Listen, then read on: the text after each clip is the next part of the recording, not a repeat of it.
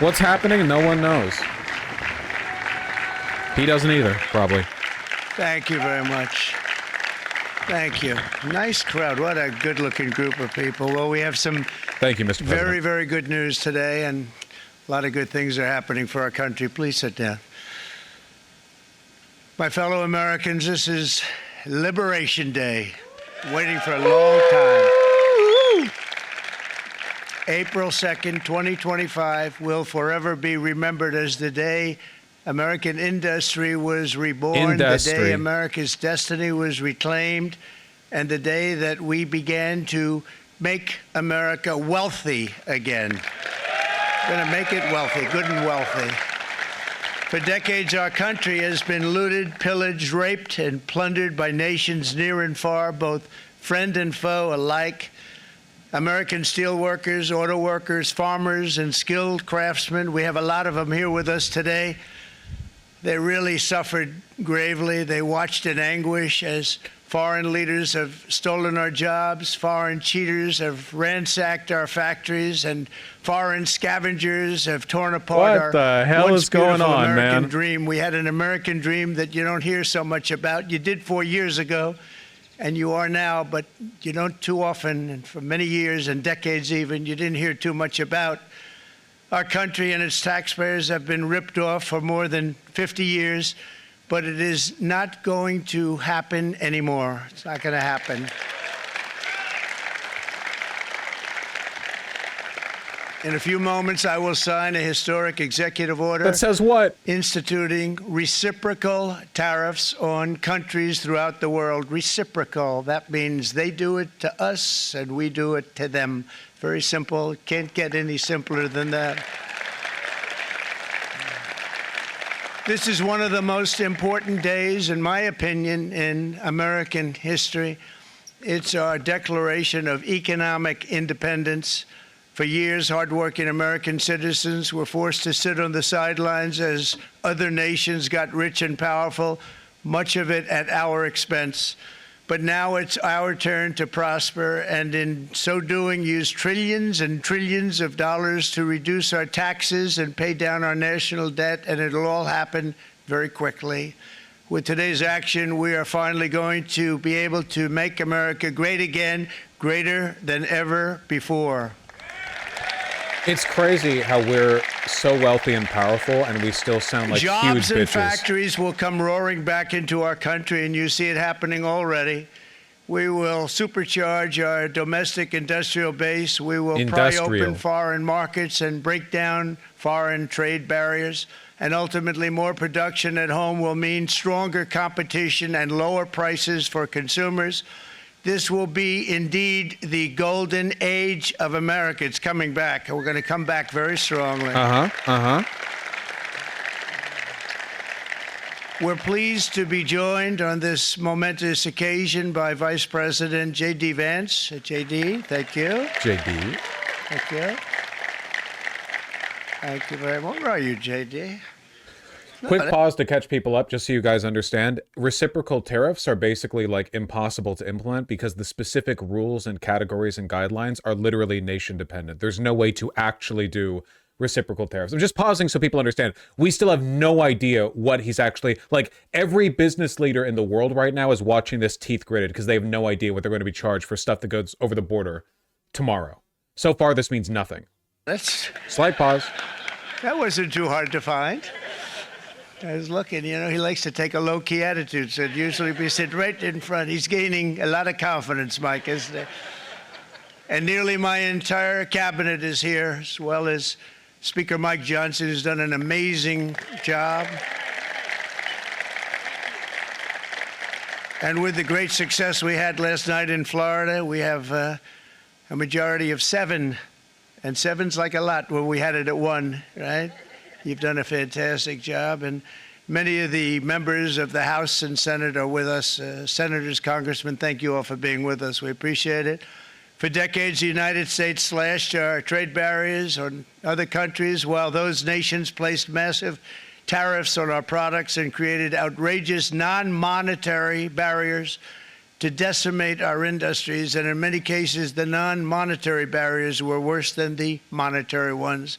They manipulated their currencies, subsidized their exports, stole our intellectual property, imposed exorbitant VAT taxes to disadvantage our products, adopted unfair rules and technical standards, and created filthy pollution havens. They were absolutely filthy, but they always came to us and they said, we're violating, we should pay for it.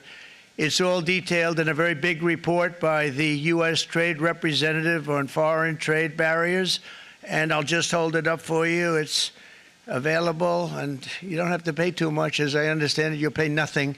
Nice. It's a lot of work for something, actually, because it's a special book. It's frankly, it's very upsetting when you read it, when you see what people have been doing to us for 30 years.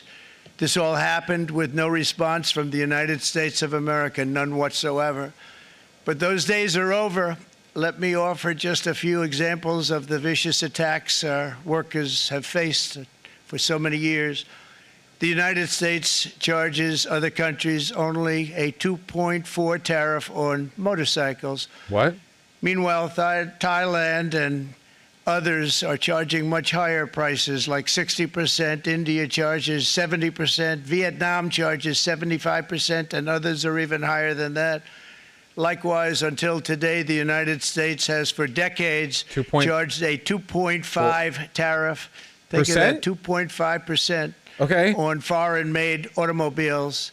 The European Union charges us more than 10% tariffs, and they have 20% VATs, much, much higher.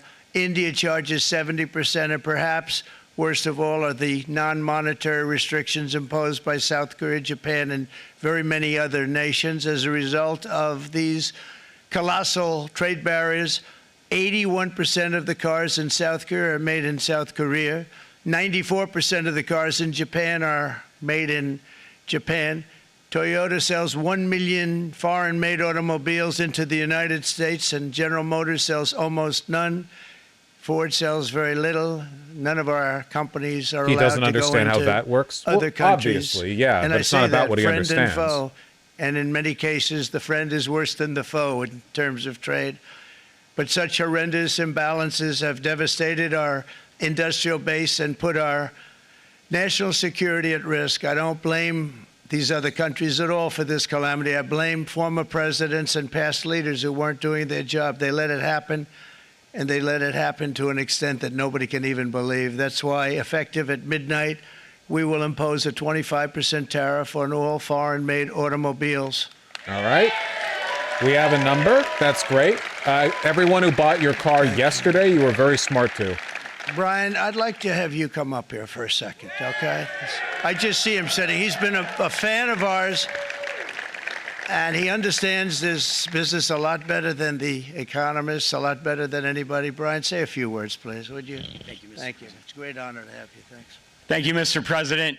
I grew up just north of Detroit, Michigan, in Macomb County, known as the home of the Reagan Democrats. My first vote for president was for Ronald Reagan. I thought that was going to be the best president I ever saw in my lifetime until Donald J. Trump came along. I have watched my entire life, I have watched plant after plant after plant in Detroit and in the Metro Detroit area close. There are now plants sitting idle. There are now plants that are underutilized, and Donald Trump's policies are going to bring product back into those underutilized plants. There's going to be new investment. There's going to be new plants built. And the UAW members, and I brought 20 of them with me, they're sitting right over here. We support Donald Trump's policies on tariffs 100%. So, Mr. President, we can't thank you enough. And in 6 months or a year, we're going to begin to see the benefits. I can't wait to see what's happening 3 or 4 years down the road. Thank you, Mr. President. Thank you so much. Thank you. What a great guy. He got it right from the beginning. He got it before almost anybody else. This group over there, they got it too. And you know, we won the state of Michigan. We won almost all of them, but we won Michigan by a lot, and I want to just thank you all. The auto workers were fantastic. The Teamsters were fantastic. Everyone was pretty good, I will tell you. Thank you very much. I appreciate it. You're going to be very happy very soon, and you probably see what's happening with all of the not only car companies, but car companies in particular. See it with all of the ones they're moving, they're announcing day in, day out. You're seeing it. Nobody's ever seen anything like that. With today's actions, we're also standing up for our great farmers and ranchers who are brutalized by nations all over the world. It's brutalized. Canada, by the way, imposes a 250 to 300% tariff on many of our dairy products. They do the first can of milk. They do the first little carton of milk at a very low price, but after that it gets bad, and then it gets up to 275, 300%. So when they're figuring what's Canada charging, they say, oh, about 2%. Okay, all these like specific made-up grievances aside, like we're still waiting on what the actual reciprocal tariffs means. We knew about the 25% auto tariff. What the? Yeah, the auto tariff had already been announced. We still have no idea what reciprocal tariffs means. We still have no idea. But take a look at what happens down the road. When you look a little bit, it's not a pretty picture, and we don't like it, and it's not fair. It's not fair to our farmers. It's not fair to our country. And with countries like Canada, you know, we subsidize a lot of countries and keep them going and keep them in business. In the case of Mexico, it's $300 billion a year. In the case of Canada, it's close to $200 billion a year.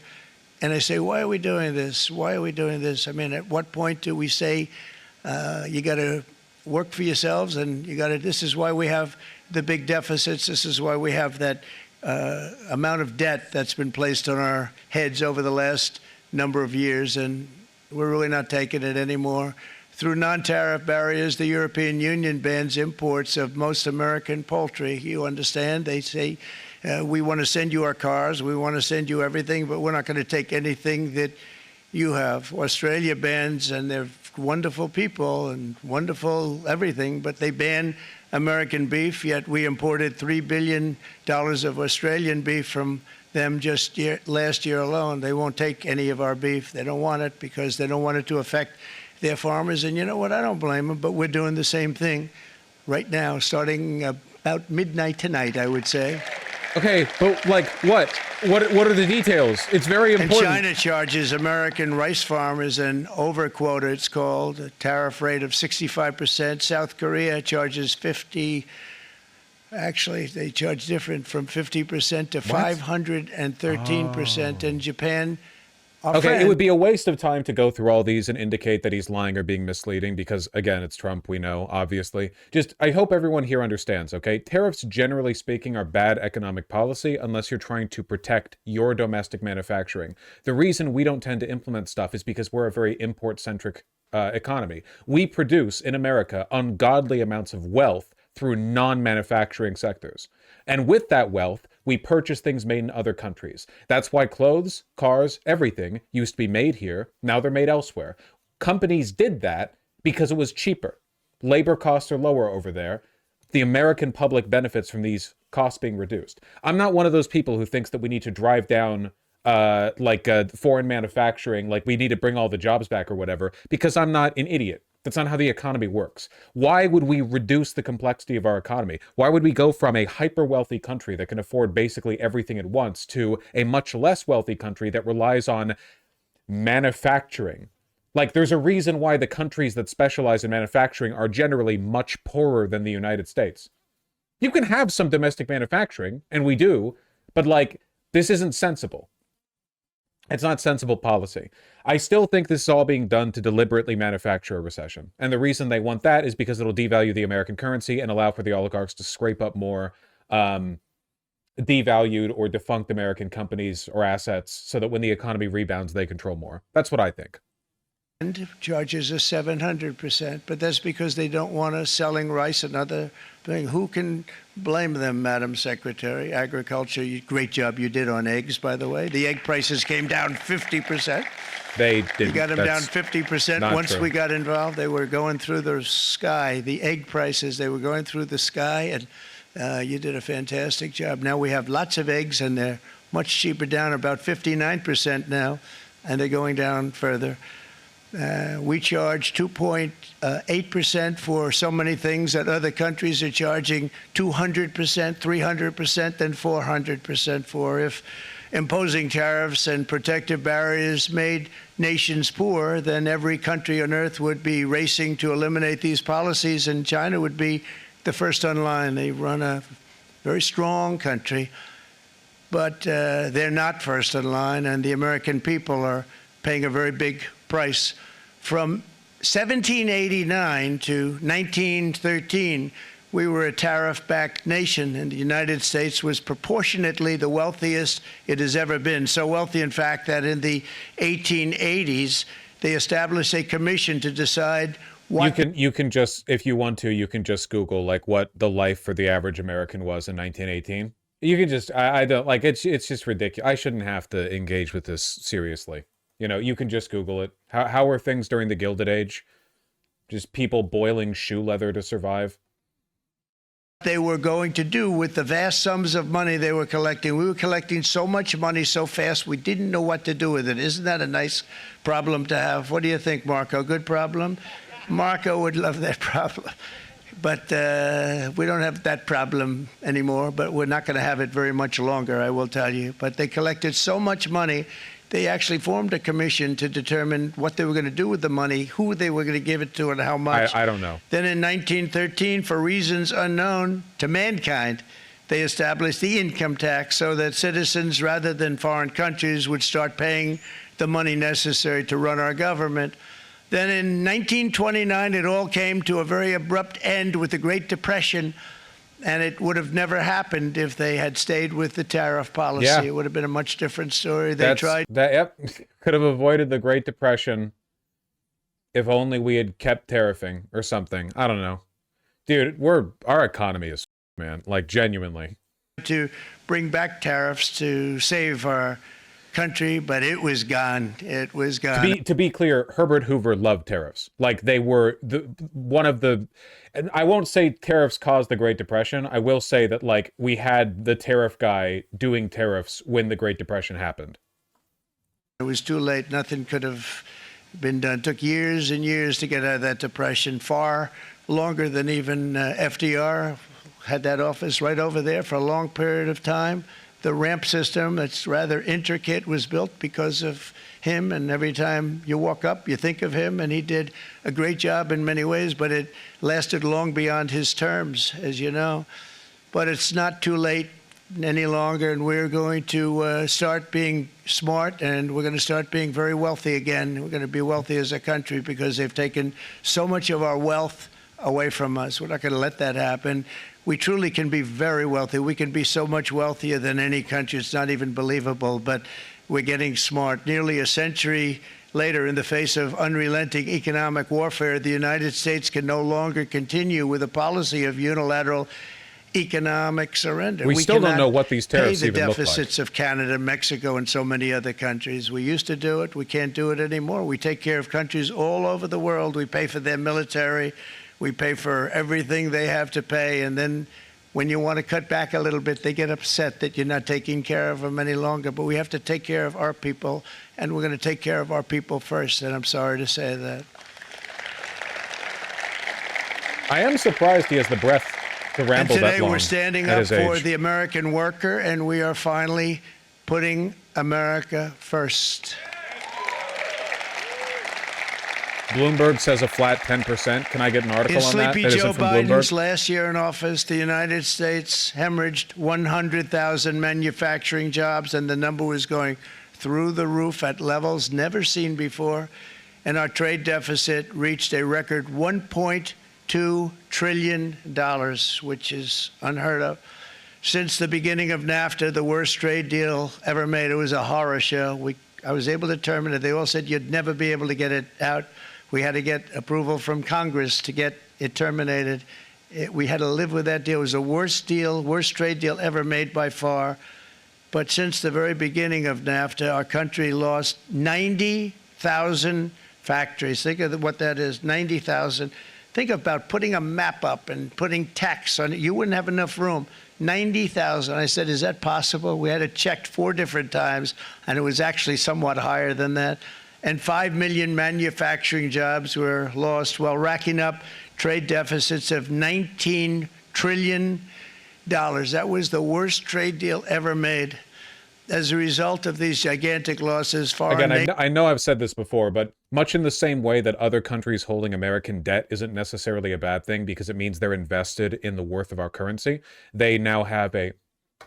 Oh, my light just changed. They now have a reason to want the American dollar to be strong so that the debt we pay back to them is worth a lot. In the same way, a trade deficit is unambiguously a good thing for our country because we don't have a manufacturing economy. We have a service and financing economy. Like it's a good thing. Like you have a trade deficit with your local grocery store because you go in there with money and leave there with less money but with food.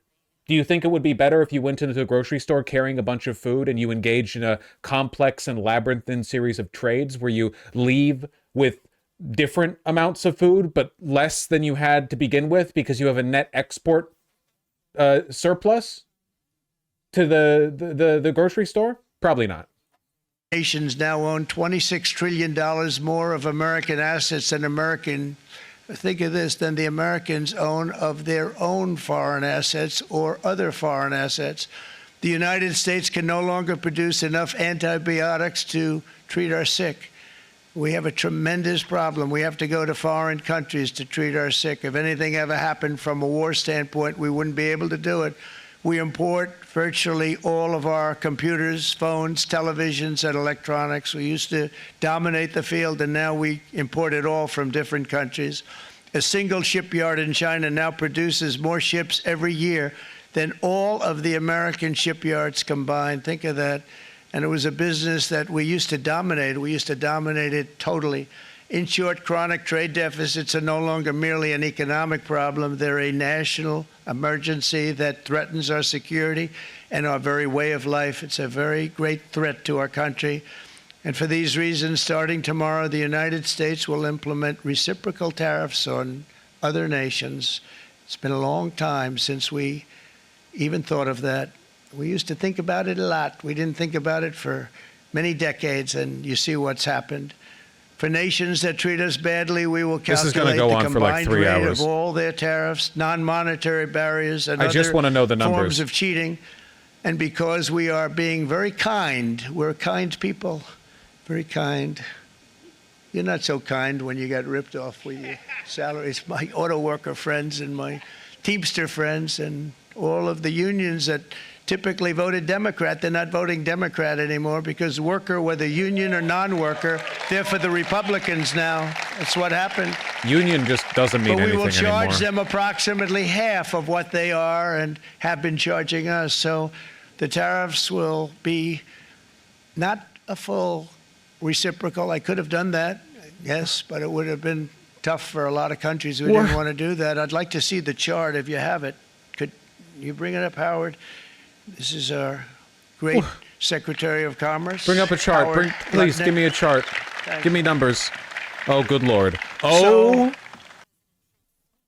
if you look at that. Please hold it still. China, first row. China, 67%. That's tariffs charged to the USA, including aggregate currency manipulation and trade barriers. So what? 67%. I think you can, for the most part, see it. Those with good eyes, with bad eyes. We didn't want to bring, it's very windy out here. We didn't want to bring out the big charts because it had no chance of standing. Fortunately, we came armed with a little smaller chart. So it's 67%, so we're going to be charging a discounted reciprocal tariff of 34%. I think, in other words, they charge a flat 34% tariff on everything from China. Guys know any good places to buy gold? 20% on the European Union? Yes, we charge them. We charge them less. So how can anybody be upset? They will be because we never charge anybody anything. But now we're going to charge. 46% on Vietnam. Union, they're very tough, very, very tough traders. My double RL clothes are made in Vietnam. You know, you think of European Union, very friendly. They rip us off. It's so sad to see. It's so pathetic. 39%, we're going to charge them 20%. So we're charging them essentially half. Vietnam, great negotiators, great people. They like me, I like them. The problem is they charge us 90%. We're going to charge them 46% tariff. Taiwan, where they took all of our Rice and computer beans, chips guys. and semiconductors. We Rice used to and be beans. the king, right? We were everything. We had all of it. Now we have almost none of it, except the biggest company is coming in. We're going to end up with almost 40%. Lee Zeldin's working to get their approvals. And it's an amazing company. Mr. Wei of one of the New York Times says this is much higher than the economists were expecting. It's 46% on Vietnam! 20% on the whole EU? Are you kidding me? great companies of the world, actually. They're coming in from Taiwan, and they're going to build one of the biggest plants in the world, maybe the biggest for that. But 64%, we're going to charge them 32%. Japan, very, very tough. Great people. And again, I don't blame the people for doing it. I think they're very smart in doing it. I blame the people that sat right in that Oval Office, right over there, right behind the Resolute desk or whichever desk they chose. Japan, 46%. They would charge us 46%, and much higher for certain items like Switch cars. 2 is going to go up. You know, little items like You thought the cars. Switch 2 was expensive 46%, now? we're charging them 24%.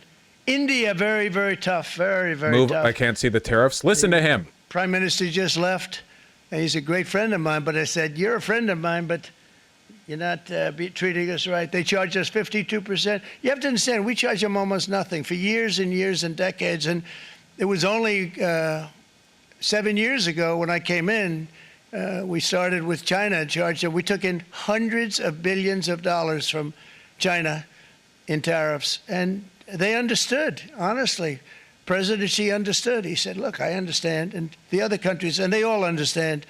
We're going to have to go through a little tough love, maybe, but they all understand. They're ripping us off, and they understood it.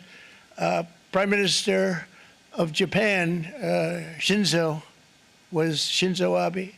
He was a fantastic man. He was unfortunately taken from us, assassination. Uh-huh. But I went to him and I said, Shinzo, we have to do something. Trade is not fair. And he said, I know that. I know that.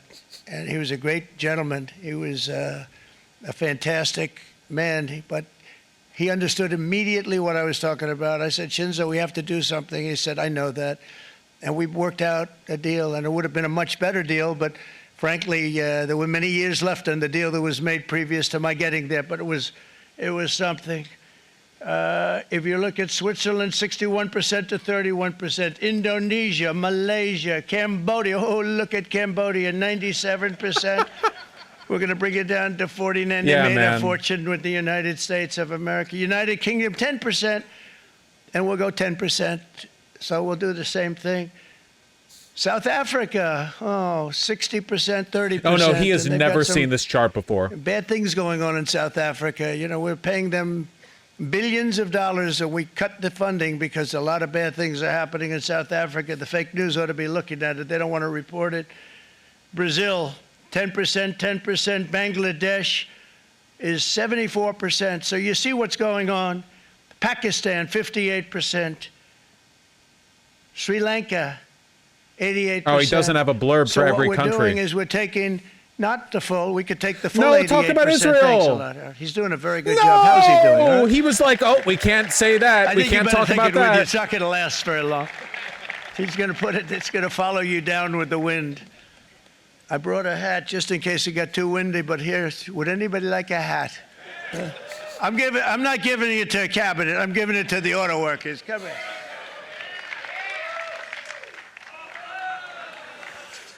Thank you, fellas. Get it. That's it. That's it. They deserve it more than our cabinet.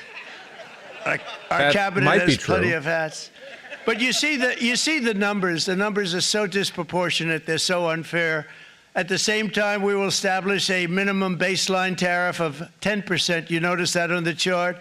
And that'll be on other countries to help rebuild our economy and to prevent cheating. So we're going to have a minimum of cheating, and we're going to be very severe on the people that at the gate that watch the tariffs and watch the product coming in, because there's been a lot of bad things happening at the gate because the money is so enormous that you're talking about. There's never been probably anything like it in terms of the enormity, and there are a lot of bad things happen at the people that do the check-in, and they're looking at 10-year jail sentences if they do play. We're going to treat them so good, but if they cheat, the let him get through the repercussions are gonna weave, be extremely then we'll strong. talk.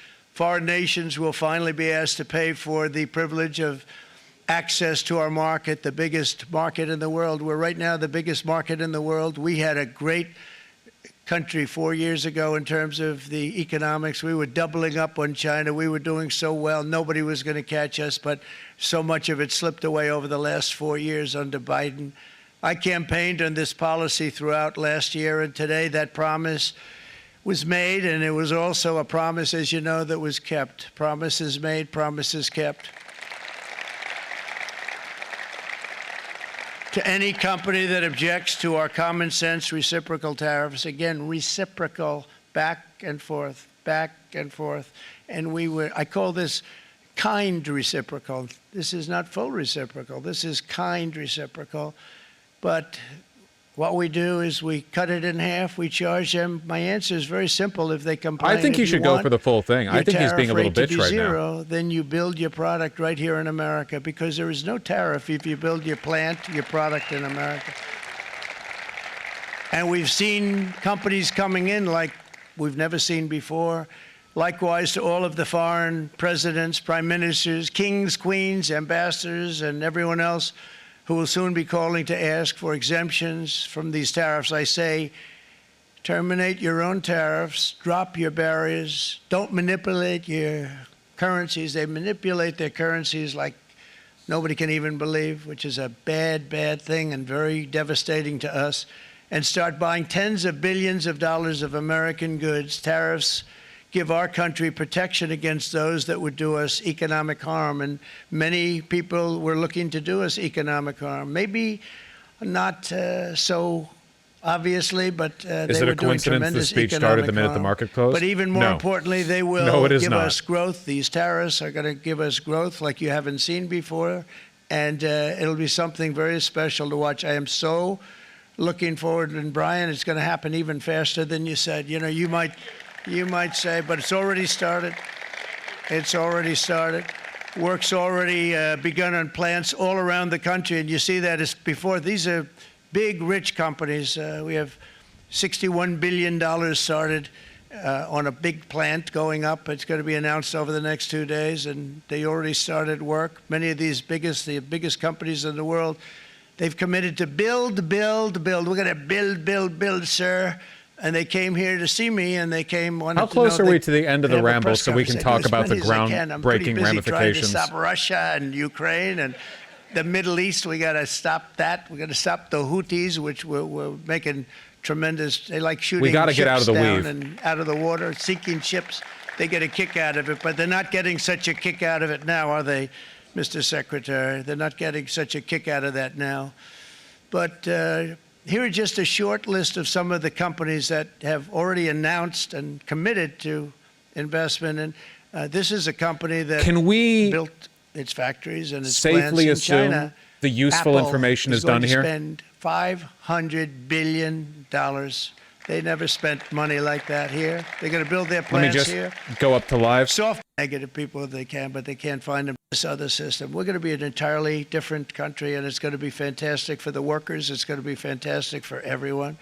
There will never have been a transformation of a country like the transformation that's already happening in the United States of America. It's an incredible thing to watch, and a Trans-Pacific partnership, which would have been a disaster if I didn't terminate it. If I didn't terminate that, United Auto Workers, you would have had no jobs in this country. You would have had no. Okay, you know what? I think we should talk about the ramifications of this for a little bit.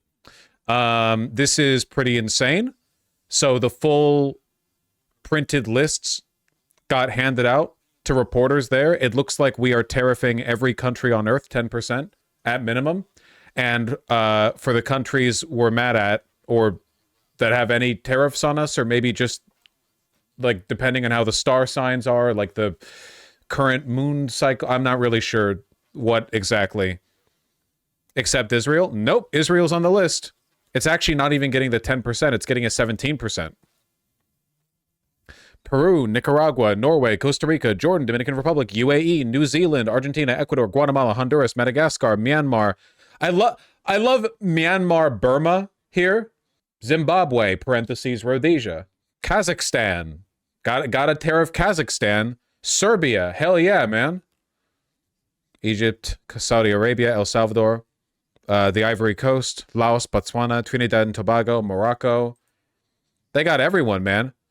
They got Bosnia and Herzegovina up in there with the 35%. What is the left versus the right? The left percent is how mad we are at them, and the right percent is how much we're punishing them for our being mad at them. Yeah, it's everyone. Minimum 10%. Yeah. What kind of order is this in? I don't know, man. I don't make the rules. Oh, you know we got Sao Tome and Principe up in there. You know we're not missing out on Tokelau or Guinea-Bissau. You think that you heard in McDonald Islands, did you think you were getting away with what you've done? Gibraltar. We all hate Gibraltar. Worst goddamn Overwatch map. I don't know. I just remember playing on it. The S&P 500 after hours has fallen off a cliff. Hey, we'll see how it goes once the markets reopen, okay? We'll see how it goes. Stock futures are tumbling. Well, I can't believe it, folks, but Donald Trump did it. He's destroyed American hegemony. I can't believe it. Trump's auto tariffs will cover all computer imports, including laptops and desktop. Why? Because everything's computer. I need an actual source for this, not Walter Bloomberg on Twitter.com. What about Canada? Canada's also getting tariffed. Tonga. They're getting Tonga. Do you know any good boiled leather recipes? You stay the f*** away from my shoes. 50% reciprocal tariffs on Saint-Pierre and Miquelon. Oh, we're tariffing Libya. All that shit we bring in from Libya? Yeah, no more. What the f***? Man, we got everyone on here. Syria? Oh, you know we're done with the imports. Funnily enough, I can't find Denmark. I'm not going to search for it, but honestly, the administration is so incompetent, there is a reasonable chance they forgot to add countries in here. I don't know why they couldn't have just had a blanket statement of every country gets 10% and these are the countries that get more. Like, why are they implying that every single country on Earth has at minimum 10% tariffs charged to the US? Including currency manipulation and trade barriers. What does that mean? Like it's reciprocal tariffs, but these countries have no tariffs on US goods. It's just like the because tariff. Isn't Denmark in the EU? Oh yeah, it would just fall into the blanket EU. Yeah, of course. The blanket EU category. Nothing ever happens, folks, losing their goddamn minds right now. Jesus Christ. Neater list. But it's like, it's every country. The biggest ones here, I mean, obviously all of this is absolutely massive. Honestly, this is all so huge, it's difficult to even sum up. I mean, what do you even say about 34% tariffs on everything from China? That's insane. Bangladesh and Vietnam are going to be massive for the garment industries. Cambodia, I mean, it's all huge. It's all huge. First fourth world country. They got Japan up there. No, Russia?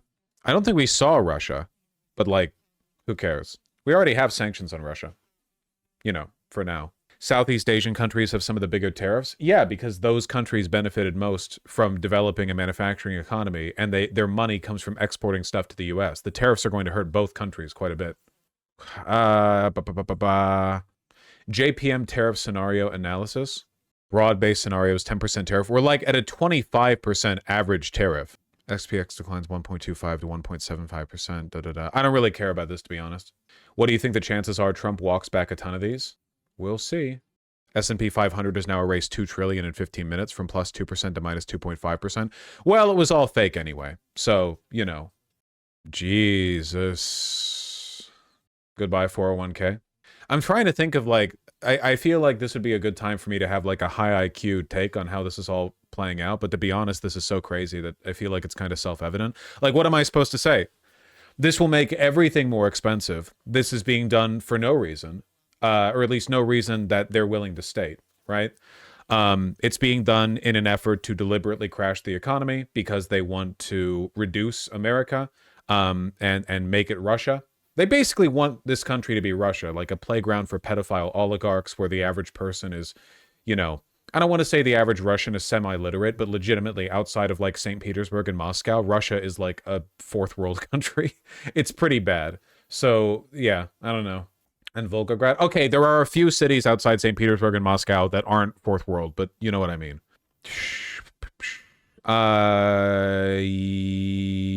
Yeah. Yeah, this could potentially cause a global economic catastrophe, the likes of which we have not seen before. Potentially worse than 2008, depending on how things play out. Like, we have no idea, to be honest. We have no idea how it's going to play out. So I can't escape to another country. I mean, you can for fun, if you want to, if you like traveling. Analysis. Yeah, the Switch 2 is going to be more expensive. Can prices get so high that people just won't buy anything anymore? Yeah, that's called lowering demand, and it's a stated goal of this administration. Howard Lutnick was literally on Fox Business being like, yeah, we're gonna, no. We're not gonna do a recession. We're going to lower demand, which is, Jesus Christ, why? Because they hate you. Will this affect people outside the US that don't export to the US? Yes, it's a global economy. It'll affect literally everyone. There's no getting around that. Accelerationist one? Yeah, I'd say so. Probably. Auto tariffs will cover all computer imports, including laptops and desktops. That's pretty huge. Okay, so that's confirmed? That is massive. And this is all stacking on top of the auto tariff. So if you're getting computer parts from like China, that's 25% on top of the 34% to China. Yeah, it's stacking. It stacks. 54%. I don't know. I can't do math. Don't talk to me. I guess I should talk about like the broader, I don't know, the broader implications of this, or like, well, here, hold on. Let's see what stage of the weave he's on really quick. Let's check in. And as soon as you're ready, you'll show it to me, and I'm sure it'll have my support, Mike. Every Republican congressman and senator must unify. We have to unify. We can't be separated. We have to get it done. We have to get absolutely everything we can, and we have to take care of the American people. That's the only thing that matters. We have to take care of the American people first. We need to pass this bill immediately, get it done, including debt extension. From this day on, we're not going to let anyone tell us that American workers and families cannot have the future that they deserve. We're going to produce the cars and ships, chips, airplanes, minerals, and medicines that we need right here in America. The pharmaceutical companies are going to become roaring back. They're coming roaring back. They're all coming back to our country, because if they don't, they got a big tax to pay. And if they do, I'll be very happy, and you're going to be very happy, and you're going to be very safe. We're going to build our future with American hands, with American heart, American steel, and we're going to build it with American pride like we used to. We're approaching our 100th day as president, and have been given credit by a lot of people, actually, even some of the fake news. Can you believe it? Which in this case, hopefully, isn't fake, for having done more in that time than any other administration in the history of our country in the first 100 days. I think we've had an amazing, in terms of what we've done, what we've gotten accomplished. I'd like to see if we can get that war ended and another war from not starting in the Middle East. We have to get Russia. They're losing 2,000 on average, 2,500 people today, young people, soldiers, Russian. Think of that, 2,500. Our beautiful Russian soldiers, yeah. But on average, probably over about a 1 week period, it's 2,712, they say. They're losing those soldiers. They're dying. They're being decimated. Okay, right, the weave. So, yeah, I've said this before, but I think that like we have ramped up to what I would call like an ideological opposition to liberal democracy from the wealthy. Wealthy people, or the bourgeoisie, however fancy you want to get with it, generally speaking, have run antagonistic to most developments that we pride ourselves in a liberal democracy. They've been on the opposite end of basically every cause that we value, right? The ultra wealthy, generally speaking, I mean, you want to look at plantation owners, that's absolutely like a slave master bourgeois proletarian. The underlying dynamic is maintained, the haves versus the have-nots, however you want to label that. You've got Labor rights in the United States, the Pinkertons being sent after union leaders, like you just as far back as you want to go. 2008, Great Depression, they're the bad guys and they always have been. The job creators, they say, but we know they're behind most of the bad stuff, right? And they're not doing it because they're innately evil. They're doing it because they're motivated by a different set of incentives than we are, right? That's it. They see the world differently as a consequence of the fact that they're looking at it from a different perspective. Their perspective, however, is the values they have and the things they incentivize are not to our benefit. The only reason we have a debate in this country over whether or not climate change is real is because fossil fuel companies paid Murdoch and other right-wing media magnates to convince people to not believe in climate change. It's not like an organic grassroots belief. Overwhelmingly, this stuff flows down from the top. In disinformation, not wealth, flows from the top. What are you saying? Just Not even Hail Mary. The other is the big one is the reciprocal tariff executive. I don't care. Also, your audio sucks. And I think that most of what we're seeing right now can be characterized by a principled opposition to liberal democracy that has been historically common among the oligarchs, but nowadays is probably best described by Curtis Yarvin, Peter Thiel. You've got these Silicon Valley tech moguls who essentially believe a more fleshed out version of the 15-year-old, well, everything in society would work fine if I controlled everything, basically. Like if I was in charge, things would be fine. Democracy is bad because people are stupid. It's this it's this megalomaniacal tech bro fascism, and it's really, really, really common these days. Like not just among the oligarchs, it's also common among regular people. People are fed up and tired with democracy because they have a low opinion of other voters. You scroll the feed, you consume social media, you watch 90 Day Fiancé or The Bachelorette or whatever. You're nonstop inundated with reminders that the average person is not very smart and not very empathetic. So you think, wisely, oh, wouldn't things be so much easier if I could press all the buttons, I could pull the levers of power, I didn't have to be beholden to the stupid interests of stupid people. But all of this is manufactured, right? This disinformation campaign, it comes from the top. People aren't organically waking up and saying well, I think climate change isn't real. No one just arrives at that conclusion on their own. There are power systems that inform them, whether it be from the church, whether it be from ExxonMobil spreading decades of misinformation, paying Fox, paying other media companies, paying politicians, lobbying to get bills blocked or passed through. You just have to understand none of this happens naturally. What we're seeing here is the logical culmination of that belief. If liberal democracy is the problem, end liberal democracy. And you can't really do that in a wealthy, highly educated country. That's why they want to get rid of the Department of Education, which they basically already have. They've handicapped it to a point of essentially non-functionality. And they're certainly getting rid of democracy day in, every minute of every day. They're working at eroding it as effectively as they can. That's great, Trump. That's great. You guys understand what I'm talking about? That's why they want to make America Russia, or the UAE, or Saudi Arabia, or maybe Hungary. They want to turn America into a playground for people like them, where they don't have to worry about the law or consequences or public opinion. The problem is this doesn't really work that well in a developed country, right? The UAE is the way it is because it is a society of slaves with 5 people wealthy enough to actually enjoy the services built out to them.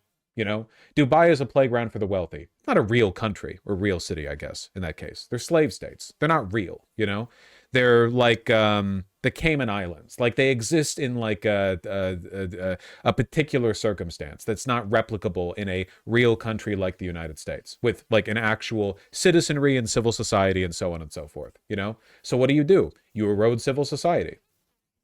How do you erode civil society? Well, one of the ways you do that is you bring the economy down a couple of notches on the tech tree. It's really difficult to erode civil society in a highly educated, upwardly mobile service economy. It's really tough to. You know what's a really easy kind of economy to rule dictatorially? Raw resource extraction. Why some of the poorest countries in the world rely on stuff like cobalt mines, gold, diamonds, oil, coal, because it's easy. You get your slaves, they go down to the pit, they bring up the expensive stuff, you sell it to a wealthier country that can actually develop it into something. No one has to be educated. You don't need a civil society. That's the reason why countries that rely on raw resource extraction have a tendency to be pretty backwards socially. And, you know, the corollary to that is that very upwardly mobile, tech-focused, service industry-focused societies tend to be a lot, you know, wealthier and more developed. Look at Western Europe, right? You can look at France, Spain, Denmark, Norway, the Netherlands. These countries aren't as primed for dictatorial control. Hungary was a great example of this because Hungary is not fundamentally a despotic shithole, mine up the coal and then sell it to the foreign market kind of economy. And as a consequence of that, Viktor Orban has had a really difficult time cracking down on the country's democratic norms and civil society. Viktor Orban, a fascist, has been having a really difficult time actually achieving the power he wants, and lately he's been plummeting in the polls. It's just difficult to unwind all of that. I think that we're fated to go down the same path. You know, I don't think that Trump and Elon will succeed in like meaningfully ending the systems that allow our country to be developed as it is. I do think they're going to do a ton of damage before they eventually get ousted, though. And because we're the global economic leader, it is also possible that the damage done here, it'll certainly be felt globally. It might also be semi-permanent. Like, you can rebound a smaller country relatively quickly because a country like Hungary is like 1 or 2 years of dedicated trading and corruption rooting out away from being like a peer to its neighbors or superior to its neighbors in terms of its development. America's pretty damn big, and it takes a while to build something up that's been broken that thoroughly, especially when it's this complicated. You get me? I'm rambling. I'm in the weave. You understand me. Are you serious about rice and beans? About eating rice and beans? Yes. Why would I not be? Funnily enough, I recently bought rice and beans. Why is that special? It's like a staple food. Everyone does. I feel miserable from all of this. You know what'll perk you up? Buying a tier 1 subscription to make your name orange for a month. It's pretty rough, folks. This is about at like the worst end of the possible range of what these reciprocal tariffs would look like, you know? Outside of some ludicrous, like out there, you know, oh, what if he tariffed every country 200%? That wasn't going to happen. This is on like the far end, right? This is like on the bad end, you know, outcome wise. I hope so, Gabor. I hope so. Thoughts on Trump imposing tariffs on Ukraine and not Russia? We already sanction Russia. We're not getting Russian goods in the U.S. When do these tariffs go into effect? Now, right? Or did he say at midnight? It's either now or at midnight. Midnight tonight. Yeah, there's the summary. 10% baseline tariffs in all countries worldwide, 25% auto tariffs on all foreign-made vehicles and computers, apparently. Trump plans to announce largest tax cut in history. I mean, he wants to make his old tax cuts permanent, yeah. This is the kind of acceleration you were hoping for, no? I mean, it's... Look, I'm not happy about the, like, suffering that this entails, but if your goal is to see the administration burn itself out relatively quickly, then, I mean, this is definitely... Yeah, like I've said, the people need to suffer. Americans are fat and arrogant, and they need to suffer. And I mean that sincerely. Like, watch a speech from Donald Trump and tell yourself that a country which legitimately voted this man in twice should not deserve to suffer. Like, how can you look at that and come to that conclusion? It's insane.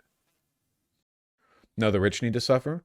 It's not about a class divide thing necessarily, because this country needs to be shocked out of the direction that it's going. Okay, that's my hope. All right, I don't want the American people to sleepwalk into Fourth Reich. You know, I don't want, like, you need to be shocked out of it. You need to be wake up, wake up, wake up, wake up. The wealthy are largely aware of what's happening. At least the very wealthy, the oligarchs, are aware of what they're doing and why they're doing it. At least to some extent. I doubt a lot of them are aware of the fact that there's a deliberate effort to create a recession here. But, like, you gotta wake up, man. I'm awake. I've been anti-Trump since day. I'm here. I'm doing the streams. You know, I never voted for this. Yeah, well, it sucks. I'm sorry.